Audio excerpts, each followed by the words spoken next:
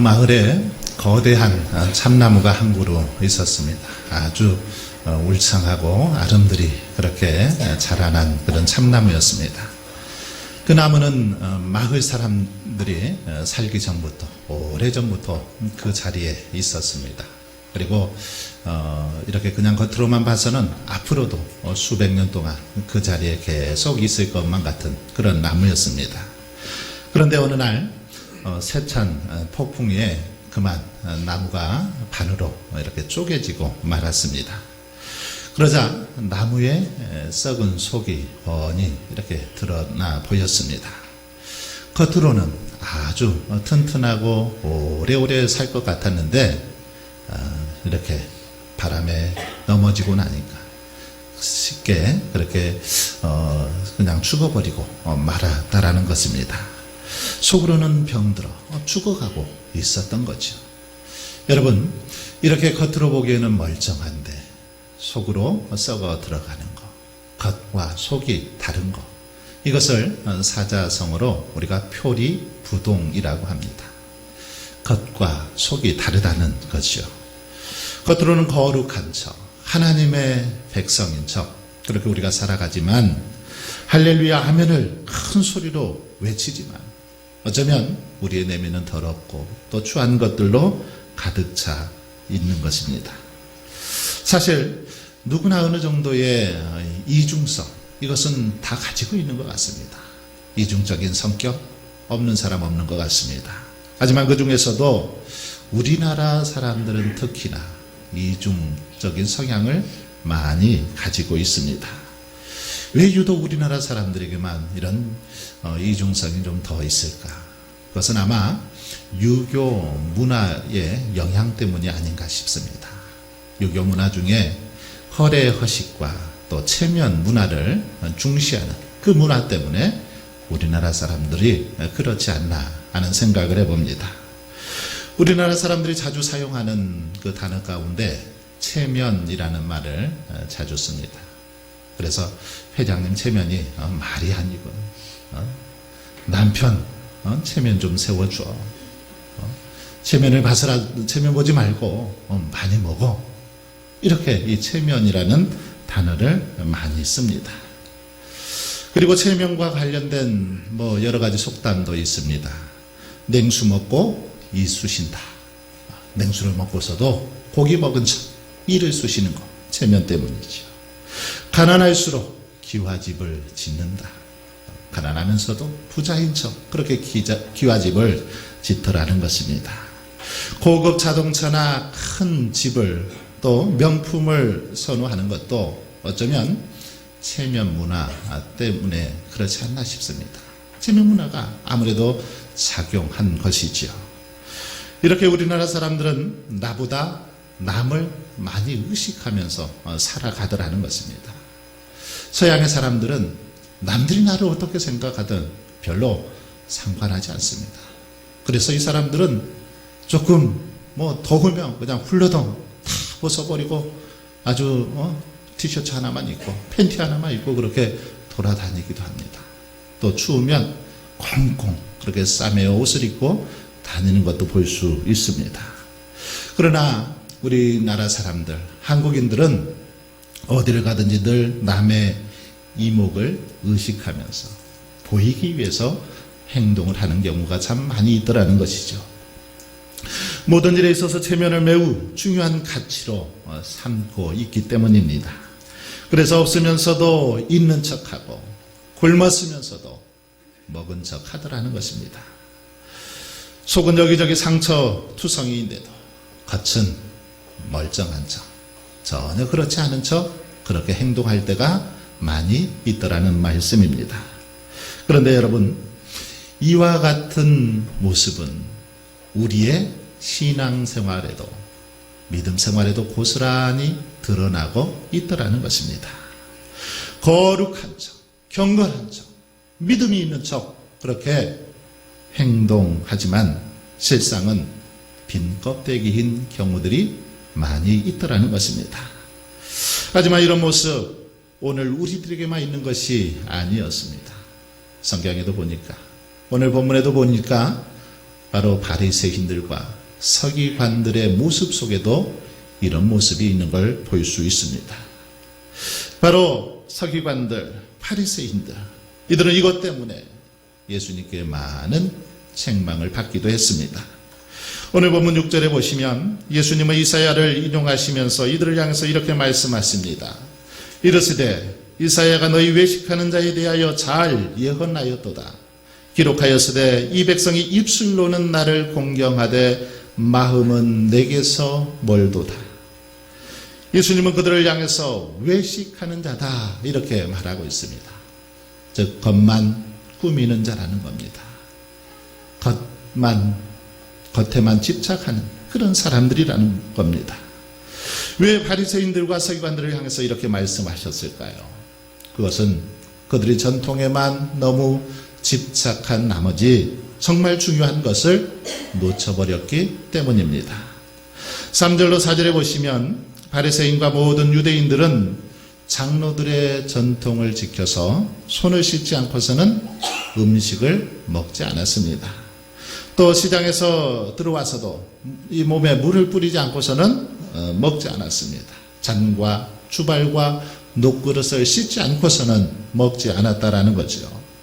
그러나 이들은 이 전통을 지키다가 정작 중요한 것을 놓쳐버렸다는 사실입니다. 여러분, 물론 전통 자체가 그 자체가 나쁜 거 아닙니다. 전통 중에는 좋은 것도 얼마든지 많이 있습니다. 그것들은 잘 보존하고 지켜야 합니다. 하지만 어떤 전통에, 잘못된 전통에 너무 얽매이다 보면 이 전통 때문에 더 이상 앞으로 나아가지 못하는 경우들이 있더라는 겁니다. 이 전통에, 이 관습에 가로막혀서 더 이상 앞으로 나아갈 수 없는 경우들이 많이 있더라는 것입니다. 전통에 너무 집착하다 보면 어떤 때는 그것이 본질을 막아버립니다. 본질을 가로막는 바로 걸림돌이 되기도 하더라는 사실입니다. 그러므로 우리가 믿음의 본질을 추구하기 위해서는 때로는 이 전통을 넘어설 수 있어야 합니다. 넘어설 줄 알아야 되는 겁니다. 그러나 많은 경우 이 전통을 넘어서지 못하고 여기에 걸려 넘어지고 많은 걸 볼 수 있습니다. 오늘 본문에도 정결규례라는 장로들의 전통 때문에 정작 중요한 본질을 놓쳐버렸습니다. 본문 2절부터 보시면 그의 제자 중 몇 사람이 부정한 손, 곧 씻지 아니한 손으로 떡 먹는 것을 보았더라. 바리새인들과 서기관들이, 예수님의 제자들이 씻지 않는 손으로 떡을 먹는 걸 보았다는 겁니다. 이들의 전통에 의하면, 장로들의 전통에 의하면 앞에서 말씀드린 것처럼 손을 씻지 않고서 음식을 먹어서는 안 되었습니다. 물을 뿌리고 잔과 주발과 녹그릇을 씻은 다음에 음식을 먹어야 하는데 지금 제자들은 그렇게 하지 않았다라는 겁니다. 제자들은 손을 씻지 않고 먹었습니다. 그러니 지금 트집을 잡고 있는 것입니다. 그러나 여러분 본래 장로들의 이 전통, 장로들이 지켰던 이 전통은 성경이 가르치는 것이 아닙니다. 지금 장로들이 지키고 있는 이 손을 씻는 이 전통, 이것은 성경이 말하는 전통이 아닙니다. 원래 정결규례의 시작은 구약에서 시작이 되죠. 제사장들이 이 성막에 들어가서 하나님 앞에 제사를 드리기 전에 성막들에서 물두멍에서 손을 먼저 씻었습니다. 손을 깨끗이 씻은 다음에 나아갔는데 바로 이 제사장들이 물두멍에서 손을 씻는 것에서 이 전통이 유래가 된 것입니다. 왜 손을 씻었습니까? 손은 우리가 하는 이 모든 행동을 대표하는 그 상징성이 이 손에 있습니다. 그래서 하나님 앞에 나아갈 때는 거룩한 마음으로 나아가기 위해서 그 상징으로 손을 씻은 거지요. 하나님 앞에 나아갈 때 거룩한 모습으로 나아가겠습니다라는 그 모습으로 손을 깨끗이 씻고 나아갔던 것입니다. 이렇게 정결규례는 하나님과 우리 사이에 거룩한 예배, 거룩한 제사가 가능하도록 하기 위해서 시작되었던 거지요. 그러니까 손 씻는 것이 중요한 것이 아니라 손 씻음이 상징하는 것이 무엇인가를 아는 게 더 중요했다라는 겁니다. 저 깨끗한 마음으로 주님께 나아가고자 하는 그 마음이 훨씬 더 중요한 것입니다. 그런데 본래 취지는 알지 못하고 이스라엘 백성들, 이 서기관들, 바리새인들은 자꾸만 다른 규례들을 추가하고 만들어갔습니다. 이것이 소위 미시나라는 그런 구전법입니다. 이들은 어떤 법에다가 성경의 율법에다가 자기들의 전통, 자기들의 어떤 것들을 자꾸만 추가를 했습니다. 유대인들은 율법을 더 잘 지키겠다라는 그런 명목하에 자꾸만 어떤 자기들의 관습이나 전통을 추가했습니다. 그리고 나중에는 이 관습이, 이 전통이 말씀이냐, 율법이냐, 그렇게 착각하고 살았다라는 겁니다. 하지만 규칙이 너무 이렇게 세분화되다 보니까 나중에는 이런 자기들이 만든 그런 규칙들이 본질인 하나님의 말씀을 왜곡시켜버리고 오히려 하나님을 망각하게 하는 폐단을 만들었습니다. 예를 들어서 이들에게는 안식일을 기억하여 거룩하게 지키라. 이 계명을 지키기 위해서 이들은 이런 세부 규칙도 만들었습니다. 주일날은 절대로 거울을 보지 말아라. 이런 규칙이 있었죠. 주일날 거울을 보지 말아라. 왜 거울을 보지 말아라고 했을까요? 거울을 보다 보면 거기서 자신의 얼굴도 들여다보고 또 화장도 해야 되고 이렇게 머리도 만지고 옷 매문새도 만져야 되니까 이러다 보면 이것이 일을 하는 행위라는 겁니다. 그러니 아예 그러지 않도록 거울을 보지 말아라. 이런 법이 있었다라는 겁니다. 이런 이상한 법들까지 자꾸 생기다 보니까 하나님의 안식일을 지키라고 하신 진정한 이유, 즉 본질을 망각해버리고 껍데기 형식에만 매달리는 이상한 현상들이 생겨났다라는 사실입니다. 예수님은 바로 이런 잘못을 잡기 위해서 그들에게 경고를 하고 있는 것입니다. 6절 말씀입니다. 이르시되 이사야가 너희 외식하는 자에 대하여 잘 예언하였도다. 기록하였으되 이 백성이 입술로는 나를 공경하되 마음은 내게서 멀도다. 예수님은 그들을 향해서 입술로는 나를 공경하되 마음은 내게서 멀도다. 그렇게 책망하고 있는 걸 볼 수 있습니다. 그들이 형식에 집착하고 자꾸 이상한 법을 그렇게 만들어서 마음이 점점 하나님께로부터 멀어졌다라는 것입니다. 처음에는 성전에 나가기 위한 법규였는데 나중에는 이것이 식사 법규로 그렇게 변질되었습니다. 그러면서 점점 그들의 마음이 하나님에게서부터 멀어지게 되었다라는 것입니다. 그렇습니다. 자꾸 예식적인 것에 집착하다 보니까 정작 하나님 앞에 내 마음의 상태가 어떤지, 예배자의 마음이 어떠해야 되는지 무관심하게 돼버리더라는 겁니다. 여러분, 외적인 것에 관심을 갖는 것, 나쁜 것은 아니지만 그보다 더 중요한 것은 바로 우리 마음의 관리입니다. 하나님은 우리의 중심을 보시기 때문입니다. 그러므로 우리는 외면에 대한 관심이나 집착보다는 우리의 속사람을 가꾸고 우리의 마음을 관리하는 일에 더 힘써야 되는 줄 믿습니다. 여러분, 우리는 보통 우리가 자주 지켜왔던 어떤 방식이나 전통을 진리이냐 그렇게 착각할 때가 많이 있습니다.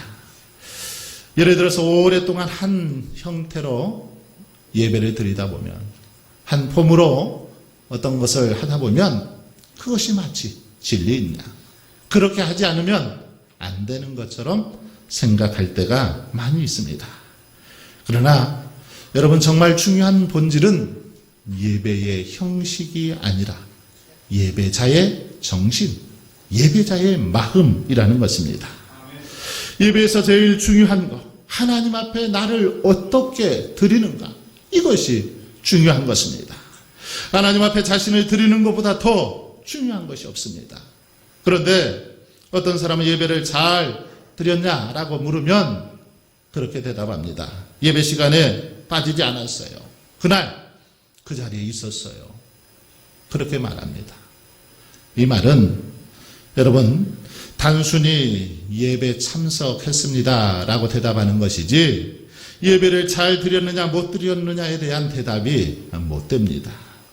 중요한 것은 어떻게 예배를 드렸는가, 어떻게 하나님을 찬송했는가, 찬양을 드릴 때 찬송의 가사를 한마디 한마디 깊이 묵상하면서 정말 나의 신앙의 고백으로 그렇게 드렸는가, 아니면 그냥 입만 떨썩거렸는가, 이것이 중요하다라는 겁니다. 기도할 때 정말 한 마음으로 같이 기도했는가, 대표자가 나와서 기도할 때 정말 저분의 기도가 저의 기도입니다, 맞습니다, 저 기도를 응답해 주시옵소서, 아멘 아멘 하면서 진심으로 함께 했는가, 이것이 중요하다라는 것입니다. 말씀을 들을 때 나를 향한 하나님의 말씀의 선포로 듣고 그 말씀 앞에 응답하고 결심하고 결단하는 게 중요하다는 것입니다. 말씀을 통해서 주님의 음성을 듣고 맞아, 저 말씀은 나에게 하나님께서 주신 말씀이야, 그렇게 받아들이고 이제 하나님의 뜻대로 살아야지 결단하고 다짐하는 그 자세가 중요하다는 사실입니다. 여러분, 자리에만 앉아있다가 가시면 아무 의미가 없습니다. 형식이 중요한 것이 아니라 예배의 정신이 중요한 것입니다. 십자가도 마찬가지입니다. 십자가 목걸이만 하고 다닌다고 해서 여러분, 그 사람이 능력 있는 것이 아닙니다. 그 사람이 믿음이 좋은 것도 아닙니다. 십자가의 삶을 살아야 되는 것입니다. 예전에 제가 교회에서 섬길 때 어떤 자매가 늘 십자가 목걸이, 그것도 큰 십자가 목걸이를 이렇게 목에 걸고 다녔습니다. 그런데 제가 좀 성경 공부도 하라고 하면 안 한다고 빼고, 봉사도 하라고 하면 안 한다고 자꾸 뺍니다. 어느 날 제가 그 자매님을 향해서, 자매님, 십자가는 걸고 다니라고 있는 것이 아니라 져야 합니다, 이렇게 얘기를 하면서 좀 봉사 좀 하라고, 섬기라고 부탁을 했습니다. 그랬더니 이 자매가 하는 말이, 목사님, 그러면 십자가를 지지요 뭐, 그러면서 이 앞에 있는 십자가 목걸이를 뒤로 탁 돌리더라고요. 여러분, 이게 십자가를 지는 것이 결코 아닙니다. 왜 이 사회가 이렇게 되었습니까? 십자가의 정신을 온전히 따르지 않기 때문입니다. 십자가의 정신과 내용이 없고 그냥 그 상징만 붙들고 살아가기 때문에 이런 문제들이 나타나게 되더라는 것입니다. 하지만 본질을 무시하고 상징만 붙들고 있으면 그것이 부적이나 또는 미신이나 별반 다를 바가 없습니다. 교회 직분도 마찬가지입니다. 저는 한국교회가 변혁되려면 무엇보다 교회 직분관이 변해야 된다라고 생각합니다. 교회 직분관이 변해야 합니다. 교회 직분 무엇입니까? 결코 벼슬이 아닙니다. 결코 벼슬이 아닙니다. 철저한 봉사의 자리, 이게 바로 직분입니다. 집사 자리를 얻었다는 것이 중요한 것이 아니라 집사다운 집사가 되었느냐, 장로다운 장로가 되었느냐, 목사다운 목사가 되었느냐, 이것이 중요하다는 것입니다. 사랑하는 성도 여러분, 형식은 우리에게 필요하지만 형식에 따르는 내용이 주어지지 않는다면 그 형식은 오히려 우리를 속이는 것입니다. 겉은 화려했지만 속에는 하나님이 기뻐하시는 모습이 전혀 없는 바리새인들의 모습, 그들의 모습이 바로 그러했습니다. 그러기에 주님은 바리새인들을 향해서 회칠한 무덤이더라고 책망하셨습니다. 회칠한 무덤. 이들의 신앙은 마치 색깔만 멋있게 겉에다가 칠해놓은 그런 무덤 같았습니다. 속에서는 송장이 썩어서 냄새가 풀풀 나는데 겉만 화려하게 그렇게 장식했다라는 것입니다. 사랑하는 성도 여러분, 우리들이 믿음의 본질을 놓쳐버리면 이렇게 되는 것입니다. 믿음의 본질을 놓쳐버리면 회칠한 무덤이 되는 것입니다. 그래서 주님은 전통에 집착하는 신앙을 경계하라고 우리에게 말씀하고 있습니다. 그렇습니다. 전통을 지키려고 하다 보면 심지어는 말씀을 회귀할 수도 있기 때문에 이런 신앙을 경계할 것을 우리에게 권면하고 있는 것입니다. 오늘 본문 뒤에 11절 13절을 보시면 고르반이라는 제도가 나옵니다. 이 고르반, 이것은 하나님께 드립니다. 하나님께 드렸다라는 그런 의미입니다. 그런데 이 고르반 제도를 악용하는 사람들이 있었습니다. 어떻게 악용했습니까? 부모를 봉양해야 할 자녀들이 그것을 하기 싫으면 이렇게 말을 했습니다. 부모님, 제가 부모님을 봉양해야 되지만, 봉양해야 마땅하지만 제가 고르반 했습니다. 이렇게 말하는 겁니다. 무슨 말입니까? 이 말은 자신은 이제 하나님께 바쳤으니 더 이상 부모님을 섬길 수 없다. 부모님을 모실 수 없다. 그런 말입니다. 바로 전통이라는 제도를 악용해서 내 부모를 공경하라는 그 말씀을 폐기해 버린 겁니다. 여러분, 오늘 본문에 보면 바리새인들과 서기관들은 율법을 지킬 수 있는 가장 좁은 기회를 지금 맞이하고 있습니다. 율법을 지킬 수 있는 절호의 찬스를 맞이했습니다. 왜 그렇습니까? 지금 바리새인들은 율법의 핵심인 예수님을 앞에 놓고 예수님과 대화를 하고 있었기 때문입니다. 그런데 참으로 답답하고 안타까운 것은 율법의 핵심이요 본질이 되신 예수님에게는 관심을 갖지 않고 다른 것에만 관심을 갖고 있다는 것입니다. 잘못된 전통에만 신경을 쓰고 있습니다. 비본질적인 것, 하나도 중요하지 않은 손 씻는 문제에만 그들은 지금 집중을 하고 있습니다. 참 어리석어 보이지 않습니까? 그런데 가만 보면 이 모습이 오늘 우리들의 모습이더라는 것입니다. 우리들 중에도 예배당에 와서 정말 중요한 것에는 관심을 갖지 않고 다른 것에 관심을 갖는 경우들이 있습니다. 아, 오늘 주보에 글씨가 하나 틀렸네. 왜 오늘 목사님은 넥타이를 저 색깔로 하셨을까? 오늘 저 하무개 집사는 왜 저 옷을 입고 왔을까?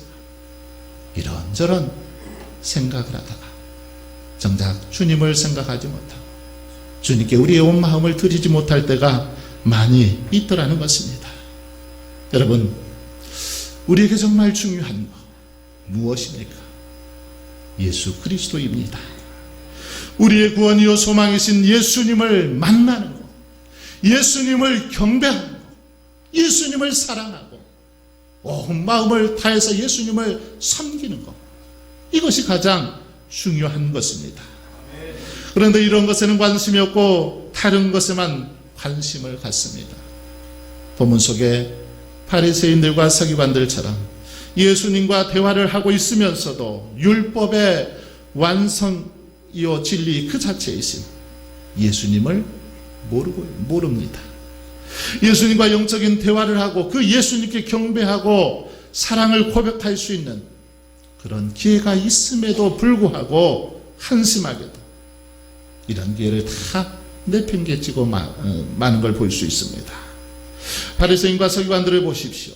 예수님 앞에 모셔놓고 겨우 하는 것이, 예수님 식사하기 전에 손을 씻어야 할까요? 손을 씻는다면 어디까지 씻어야 합니까? 손목까지 씻을까요? 팔뚝까지 씻을까요? 이것 가지고 지금 다지고 있는 것입니다. 전혀 비본질적인 것에 시간을 낭비하고 그렇게 허비하고 있는 이들의 모습을 볼 수 있습니다. 사랑하는 성도 여러분, 혹시 이것이 오늘 우리의 모습은 아닙니까? 우리들도 이렇게 비본질적인 것, 전혀 중요하지 않은 것을 붙들다가 정작 중요한 것을 놓쳐버리고 있지는 않습니까? 그러므로 혹시 어떤 관습이나 전통이 우리의 신앙을 방해하고 막아선다면 그것들을 이제는 과감하게 벗어버릴 수 있기를 바랍니다. 그래서 본질을 파악하고 본질을 붙드는 신앙생활을 할 수 있기를 바랍니다. 그래서 우리의 삶을 통해 진정으로 하나님을 기쁘시게 하고 하나님께만 영광을 돌리는 저와 여러분의 삶이 되시길 주님의 이름으로 축원합니다. 아버지 하나님, 저희들이 어리석어 전통이나 관습에 매인 나머지 정작 중요한 진리를 왜곡하고 놓쳐버리고 있지는 않습니까? 저희들에게 진리를 분별할 수 있는 지혜와 믿음을 더하여 주시옵소서. 그리하여 바른 믿음과 본질을 추구하게 하여 주시옵소서. 그래야 날마다 겉과 속이 일치하는 신앙생활을 통해서 선한 영향력을 끼치며 살아갈 수 있도록 도와주시고 날마다 하나님의 영광만을 드러내며 살 수 있도록 인도하여 주옵소서. 예수님의 이름으로 기도하옵나이다. 아멘.